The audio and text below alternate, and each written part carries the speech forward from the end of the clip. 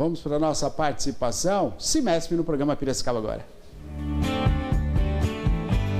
E nós temos o prazer de receber aqui no estúdio Mário Polis, diretor da EME, Consultoria em Negócios Internacionais e assessor de negócios internacionais do Cimesp. Mário, seja bem-vindo, tudo bem com você? Tudo bem, obrigado aí pela oportunidade. Obrigado pela sua presença. E vamos discutir um assunto pertinente hoje, a pauta sugerida, né, pelo Cimesp, é o comércio internacional. Quando a gente fala comércio internacional, é importação e exportação. Né? Diante aí de tudo que nós estamos vendo no mundo, né? É uma pauta essencial para a gente conversar e você participe conosco, viu? 991411048. Não pode ser diferente, já vamos começar já pegando na veia, né? Vamos falar o que está acontecendo aí no mundo, especificamente com o Brasil. Sim. O presidente dos Estados Unidos veio a público colocando uma taxa de 50%. Taxou não somente o nosso país, diga-se por passagem, mas taxou outros países também, mas a maior taxa foi a nossa, 50%. Explica para nós, Mário, o que acontece com os produtos brasileiros, o que é essa taxação, para quem está em casa compreender. Isso agrava uma situação do país ou não? Como é que se resolve isso de maneira diplomática? Sim, por favor. Sim. Bom, é um tema bastante pertinente, né? E bem, acho que agora ele atualizou todo mundo, né? Quem não falava de taxa de importação não sabia disso, agora está falando. Posso falar uma coisa? Eu fui almoçar hoje, sem brincadeira, fui almoçar num lugar pequenininho, uma delícia. Tem 4 mesas. Vamos almoçar lá hoje e a discussão. Nas 4 mesas, eu estava ali só prestando atenção. Era a taxa de 50%. O que ia aumentar? Queria aumentar? Se aumentar a comida? Sim. Então é legal você esclarecer isso para nós. Não, perfeito. Bom, eu assim, tem um ponto bem claro, acho que está visível para todos, que a política, desde a campanha do Trump, era de uma filosofia mais protecionista, muito na contramão do que foram os últimos anos dos Estados Unidos, né? Os Estados Unidos sempre praticou o liberalismo como uma política de globalização, né, de incentivo, mas desde os discursos da campanha de Trump sempre foi essa uma prerrogativa e ele vem cumprindo aquilo que de fato ele prometeu, né? Infelizmente, agora nós somos os afetados da vez, né, a bola da vez, nós temos aí questões políticas por trás disso também, mas de certa forma eu acho que o principal objetivo do Trump, obviamente super bem assessorado, um cara que não truca, né, como a gente diz à toa, ele quer obviamente equalizar muito a balança comercial americana como um todo. Em especial agora, falando do Brasil, não existe um desequilíbrio como se pautou ali, pelo contrário, né, as estatísticas apontam um superávit, ou seja, um saldo positivo para os Estados Unidos contra o Brasil. O Brasil tem um déficit nas vendas para os Estados Unidos, mas é uma relação muito amigável de anos e anos, né?Essa relação mais ou menos assim, até falando em números, 40 bilhões, é isso? Isso, exatamente. 40 bilhões de venda e compra, praticamente equalizado, com uma diferença um pouco favorável positiva para os Estados Unidos. Perfeito, exatamente. E uma pauta bastante interessante também, a gente tem aí um nicho de exportação que é bem positivo e impactante para a nossa economia. Então, por mais que sejam algumas commodities que a gente mande para lá predominantemente, né, commodities como minério, como laranja, coisas desse tipo, mas elas trazem toda uma cadeia por trás aqui no Brasil que emprega muita gente. Por isso a preocupação nesse momento dos nossos produtores locais de aonde direcionar isso se isso se tornar inviável. No primeiro momento, eu acredito que essa taxação ela vai ser negociada de alguma forma. Talvez no primeiro momento, até as coisas se resolverem, ela seja aplicada, mas ela não é saudável para ambas as partes, ainda mais se o Brasil praticar reciprocidade, como vai acabar acontecendo, né? E o que seria isso, até para o público de casa entender? O que é praticar reciprocidade com os Estados Unidos? Claro. Existe uma prerrogativa, todos os países que são signatários da Organização Mundial do Comércio, OMC, eles podem, se eles se sentirem incomodados de alguma forma, adotar essa medida. Ela é uma medida em tese emergencial, quando um país quer proteger contra o outro e aplicar uma elevação de tarifas como os Estados Unidos estão fazendo agora, o país tem o direito de fazer a mesma prática contra aquele país. Olho por olho, dente por dente. Exato. Então, basicamente é isso. Então, 50% lá vai praticar 50% aqui. Só que isso é inviável para os dois lados, porque isso gera uma inflação dos dois lados, isso gera um problema em cascata de uma crise desses setores que vão acabar sendo prejudicados nesse sentido. Então, provavelmente vai acontecer a mesma coisa que aconteceu com a China, mais no início do ano. São players, de certa forma, mais pesados, né, em termos de discussão, mas o Brasil é muito relevante para os Estados Unidos e para a gente também os Estados Unidos é super relevante. Então, provavelmente isso vai para uma discussão para que seja feita uma redução e uma adequação dessas tarifações sem que se impacte mão de obra, emprego emprego, etc. e tudo mais. Perfeito. Estamos ao vivo com o programa Piracicaba agora, recebendo hoje o Mário Polis, ele que é consultor de negócios internacionais e também assessor de negócios internacionais do CIMESP. Pauta super pertinente aqui no programa Piracicaba agora e você participa conosco. 991411048. Pois não, Maria. Xará, já tem pergunta aqui da internet para você, do nosso público. O Jonas está fazendo uma pergunta muito interessante, pois é, Jonas. hein? Mário, ele diz, boa noite. A indústria brasileira é forte em relação ao mundo? Aí ele coloca outra pergunta. Por que temer o Trump? Perfeito. Nós temos algumas cadeias produtivas aqui no Brasil que são extremamente competitivas. Às vezes a gente fala assim, nossa, mas o Brasil exporta muita commodity, né? Exporta laranja, né? Sim. Só que por trás de uma produção de uma laranja que chega num nível de exportação, existe toda uma cadeia produtiva, que é o nosso agronegócio, extremamente avançada, Perfeito. com tecnologia desde o plantio, a pesquisa, a produção de equipamentos, tudo mais. Então, essas indústrias são extremamente competitivas e relevantes para o mundo. Então, a produção, desde o minério, a produção de alimentos, são extremamente famosas e são extremamente necessárias para o planeta. Não à toa, já existem alguns movimentos, até de alguns mercados que compravam menos do Brasil, já interessados do ponto de vista até, se taxar, a gente tem interesse em absorver uma determinada demanda, aí, se a gente chegar a uma negociação. Porque justamente a gente tem uma relevância e um nível de competitividade muito alto nesse tipo de produção. Então, essas cadeias produtivas do agronegócio, cadeia da aeronáutica e destaque específico para a Embraer, por exemplo, são de extrema relevância e destaque globalmente. Todos sabem a relevância dessa cadeia produtiva. Agora, rapidamente, a metal mecânica nesse aspecto também é interessante, porque, por exemplo, a nossa região é muito forte nesse aspecto, né? Fazem as máquinas que são usadas pelo agronegócio, só que são usadas pelo mundo todo, inclusive os Estados Unidos. A partir do momento que essa taxação vai acabar influenciando diretamente aí, vamos falar da nossa região agora, né? Uhum. Essa produção da metal mecânica, ela vai começar a debruçar os olhos aí para a Ásia, por exemplo. Isso de fato vai acontecer? Na verdade, a predominância dessa cadeia produtiva da metal mecânica, que também é extremamente reconhecida aqui, ela não está tão setorizada com foco do destino dos Estados Unidos. Perfeito. Então, ela não acaba sendo tão temerária em relação ao Trump, porque o público-alvo não é tá aquele. Uhum. Então, essa cadeia provavelmente vai sentir de maneira indireta, porque uma coisa está ligada à outra, todos os eixos econômicos são de certa comunicação, mesmo que indireta, né? Mas o público-alvo dessa cadeia produtiva, principalmente, por exemplo, dos associados do CIMESP, predomina muito a América Latina. E ali a gente tem acordos de livre comércio, então esses países não pagam imposto, pelo contrário, por isso somos mais fortes e competitivos nessa rota. Entendi. Fora essa rota, a gente também tem muita coisa em relação à África, a gente tem desbravado alguns outros mercados de Oriente Médio também. Então, esses mercados estão aí com um tráfego bastante fluido aí em relação a essa cadeia produtiva. A essa cadeia produtiva, né? 991411048, você participa conosco aqui, estamos ao vivo no quadro do CIMESP. Pois não, Maria? Participações aqui, deixa eu só posicionar direitinho. Você que está assistindo pelo Instagram, pelo YouTube ou pelo Facebook, nossas transmissões ao vivo, também pode participar com a gente. Manda aqui no WhatsApp, que é mais fácil da gente abrir aqui para ler. A Márcia Azevedo quer saber o seguinte, se com a crise e o impasse do governo americano, você acredita que nossa indústria passará a vender mais para a Ásia e África? Acredito que nós não precisamos nem ser redundante na questão de África, que eu acho que esse já é um mercado consolidado. O Brasil tem muita presença, principalmente nos países de língua portuguesa, né? Uma influência muito forte. Na Ásia, a depender da cadeia produtiva, por exemplo, a metal mecânica, tem um pouco mais de dificuldade em competir, porque está fazendo uma competição direta com quem hoje está produzindo para o mundo. Também. Uhum. Ali é um pouco mais difícil. Mas para as cadeias que hoje nós exportamos para os Estados Unidos e que serão taxadas, com certeza a nossa competitividade para esses mercados são grandes e são boas. Então, para esses mercados, nós vamos ter aí talvez até um impulsionamento, se isso se perdurar por um tempo. E aí você poderia destacar para nós países, setores que vão ter um ganho aí com essa jogada, né, de mudança de olhar, por exemplo?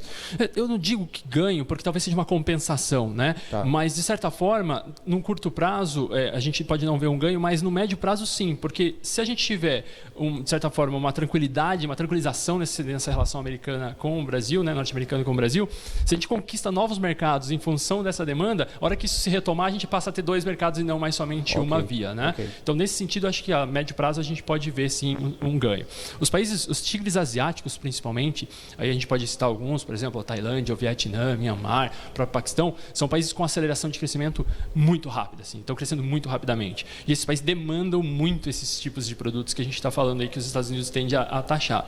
Então, a tendência de você exportar mais para esses mercados pode compensar a curto prazo essas outras que vão ser temporariamente, talvez, diminuídas. Agora, sua análise, em relação à China, o Trump ele foi um blefe que ele fez? Ele ameaçou, depois voltou atrás, porque a China também se impôs. Então, não foi totalmente em vão que ele fez. Ele jogou, né, aquela coisa, vou jogar, ver o que rola. E a China, né, bateu os pés e voltou atrás. Sim. Você acha que isso acontece com o Brasil também ou não? Porque o que ele, na carta que ele escreveu lá, enfim, aquilo para mim não tem nada a ver, né? Tem nada a ver o que ele está dizendo ali com... de fato, onde ele quer buscar, onde ele quer alcançar.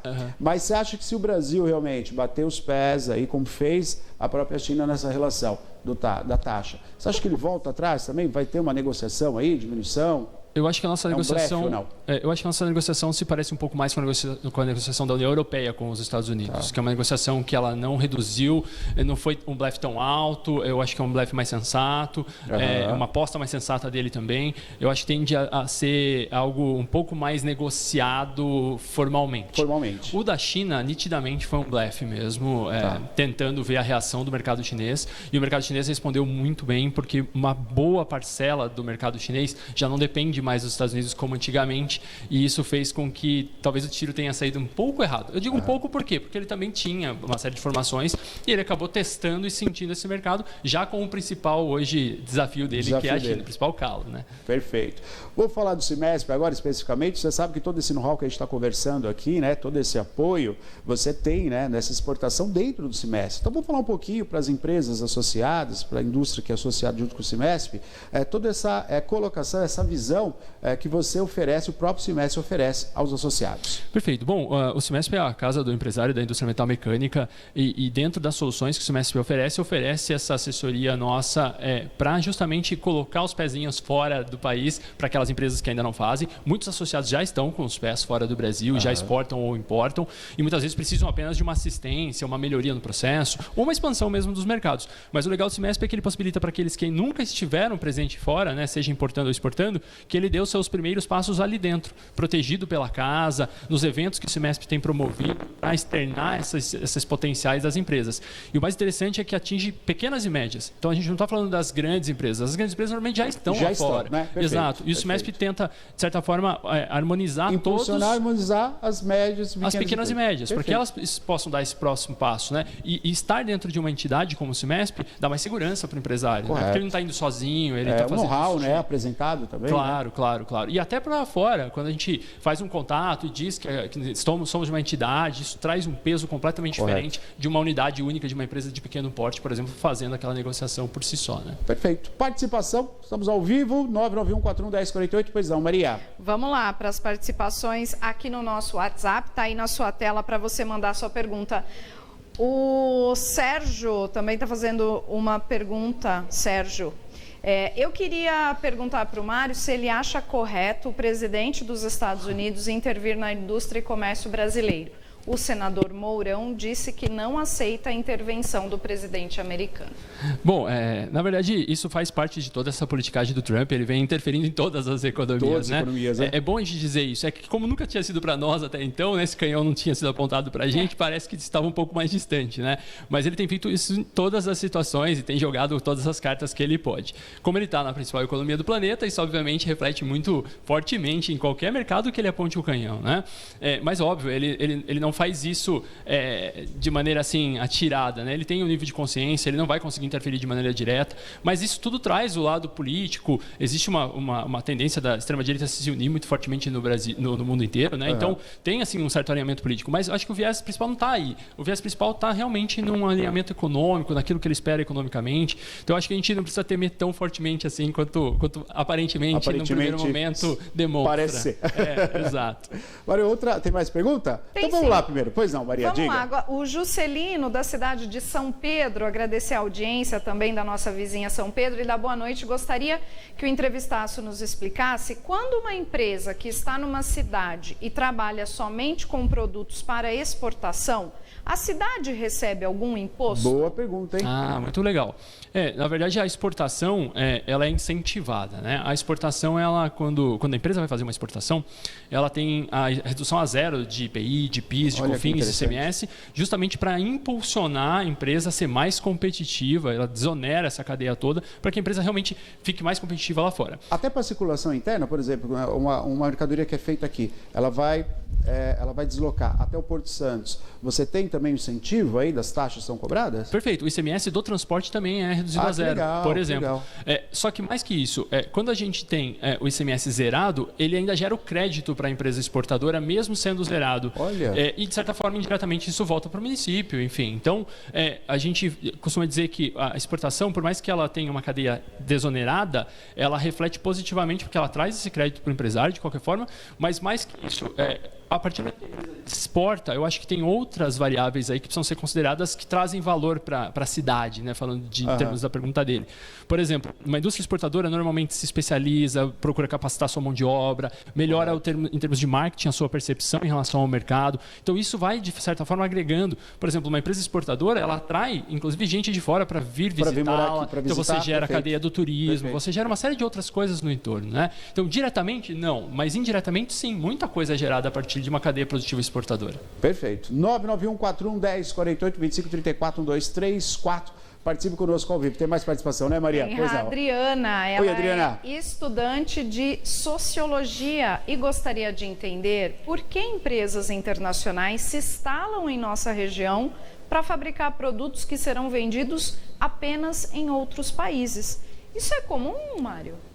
Olha, você tem, na maioria das vezes, essas empresas que vêm para cá, elas não vão só vender para outro país, né?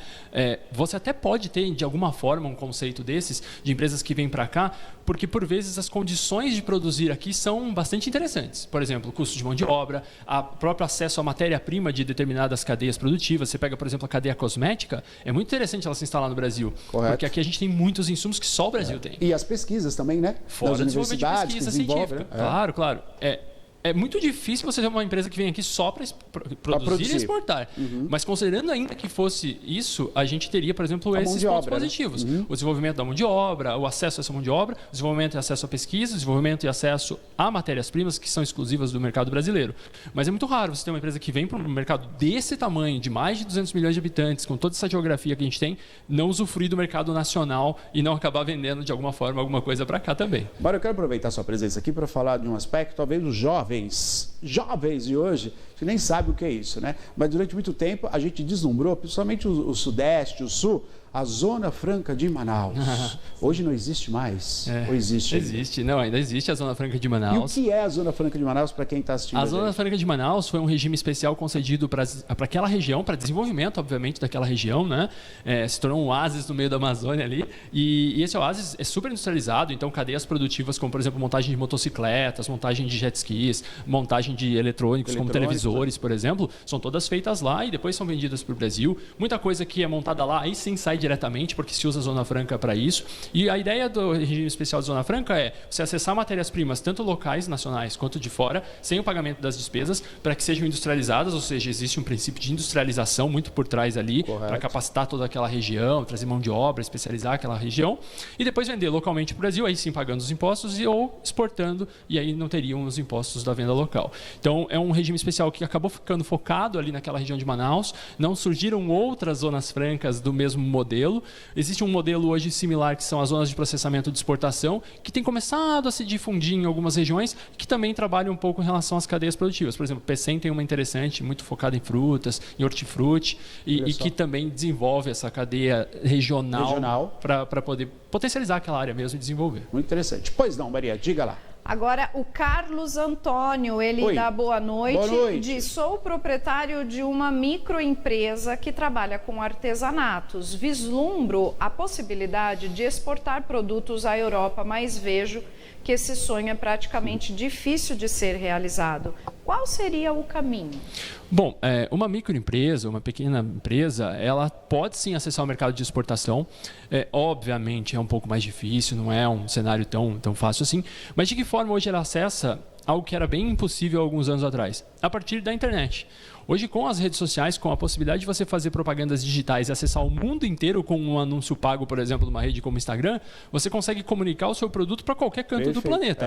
E se falando de artesanato, né, que é o caso dele, dependendo do nível do artesanato dele, se for uma peça de valor agregado muito bom, como, por exemplo, as peças de capim dourado que a gente tem muito hoje no Nordeste, você tem uma série de artesãos exportando peça por peça, o pedido chega no portal dele, eles pedem uma por uma, o valor agregado é muito bom, então permite essa logística e o desejo de acessar aquela peça faz com que um cara pequenininho consiga exportar. Então pode ser que seja a oportunidade também para o nosso ouvinte aí. Interessante. Queria que você falasse para nós também, até todo o know-how que o Cimesp tem, olhando essa exportação que a gente tem local aqui, que hoje acontece bastante. Nós tivemos a oportunidade de entrevistar alguns presidentes, diretores de empresas que vieram aqui pelo Cimesp no programa Piracicaba Agora, e é muito comum essa relação de estar mandando produto para a Europa, para os Estados Unidos, obviamente, mas tendo essa competitividade com o mercado mundial. Como que está hoje isso, olhando o Brasil? O Brasil é forte nesse aspecto, porque a gente sabe que a matéria-prima sempre foi um oásis aqui, né, de matéria-prima. Sim, sim. Mas nós somos também em tecnologia, em produtos, a gente luta de igual para igual, com preço, com qualidade?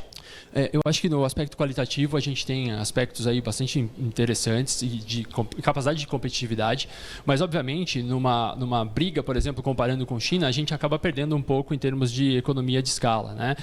Eles têm uma escala muito maior de produtividade e isso acaba, de certa forma, tirando um pouco da nossa competitividade frente a eles. São duas economias completamente diferentes, tem bastante automação lá hoje em dia e muita produtividade. Isso, às vezes, nos dificulta um pouco acessar alguns mercados. Só que a gente tem algumas vantagens. Por exemplo, a gente tem a vantagem de ser mais flexível, de poder produzir menos peças do que a economia de escala que os chineses têm, então isso pode ser um diferencial. Várias empresas que estão aqui na nossa região produzem e atendem grandes empresas montadoras, por exemplo, então o cara já tem todo o know-how de atender uma montadora aqui, por que não atender em outros mercados, né? Correto. Então são vieses assim que eu acho que impulsionam e nos tornam mais competitivos e nos põem no páreo. Legal. Mário, eu vou pedir para colocar um vídeo do governador do estado. Essa fala foi há 2 dias, justamente sobre a taxação. É legal a gente ouvir até para o seu comentário. Pode soltar? Governador Tarcísio, vai lá. A gente, obviamente, está tentando nutrir a Embaixada dos Estados Unidos de mais informações. Vou dar um exemplo.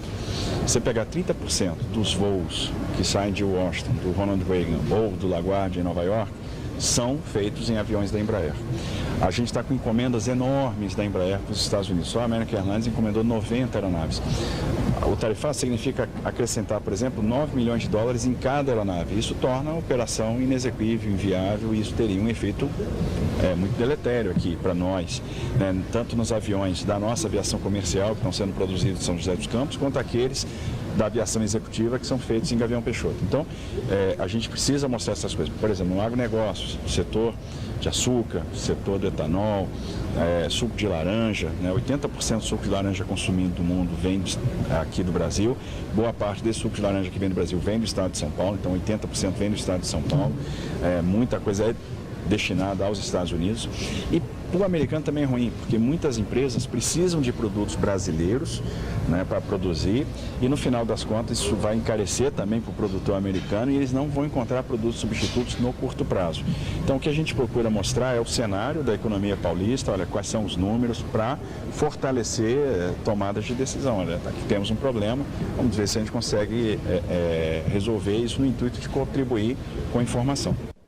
Perfeito. Mário, eu acho que está bem claro o que ele está dizendo. Vai afetar várias áreas. Quando ele fala do suco de laranja, estão falando do agronegócio, estão falando da nossa região, aqui ao lado, né? Limeira, toda aquela região que produz, mas ele está falando de tecnologia também, né? Embraer, né? Quer dizer, chega no ponto que essa, como você falou, né? Vai ter que se afinar para um acordo aí, para um entendimento. Porque os Estados Unidos também, se não tiver essa tecnologia, não tiver o suco de laranja na mesa do norte-americano, vai ter uma reclamação também, né? Sem dúvidas, sem dúvidas. Bom, a fala é autoexplicativa, né? Ele está pautado. Na verdade, eu não sei se vocês têm essa informação. No começo do ano, nós levamos o Samu Tossati, que é o chefe do Gabinete de Assuntos Internacionais do governo, lá no Cimesp mesmo, para falar com os empresários. Então, você vê que eles têm bagagem, eles estão falando com base, com uma solidez. E é exatamente isso. Eu acho que foi jogado o tema e agora as cartas têm que ser colocadas na mesa mesmo, para que os empresários demonstrem a sua importância, a sua relevância. Mas eu acho que a principal dor vai vir do próprio mercado americano no próprio efeito inflacionário que isso pode gerar para lá, na própria necessidade, na falta daqueles produtos que, por mais que a gente fale assim, são insumos, mas são insumos de cadeias produtivas. Correto. Quando a gente fala que uma laranja está indo para os Estados Unidos, por exemplo, essa laranja, ela não vai lá para o cara ir na fruteira dele e pegar. Essa laranja, a gente está falando que é um insumo que vai para uma cadeia produtiva de suco de laranja que emprega uma galera. Então, imagina isso não chegando ou chegando muito acima do preço. Então, todas essas temáticas, assim como foi feito nos Estados Unidos e China, né, no início do ano, assim como agora a União Europeia e Estados Unidos estão discutindo também, elas vão ter que ser colocadas na mesa, vão ter que ser discutidas. O Estado de São Paulo vai fazer o papel dele, já vem fazendo, mas acho que o Brasil como um todo, hoje teve reunião também dos empresários do governo federal, vão pôr todos esses temas para a gente poder discutir isso de uma maneira mais de relações internacionais mesmo, mais formal, vamos chamar assim. Perfeito. Olha, eu quero agradecer a sua presença, foi de suma importância e é bom para quem nos assiste, que ainda não faz parte do Cimesp, né? Você, o pequeno empresário, o médio empresário, para ter esse entendimento, que todo esse know-how, né, o Cimesp disponibiliza para você que é associado. Então vale a pena você estar em contato com o Cimesp, fazer parte aí do Cimesp para ter, né, todas essas informações aí a todo momento para a sua empresa crescer.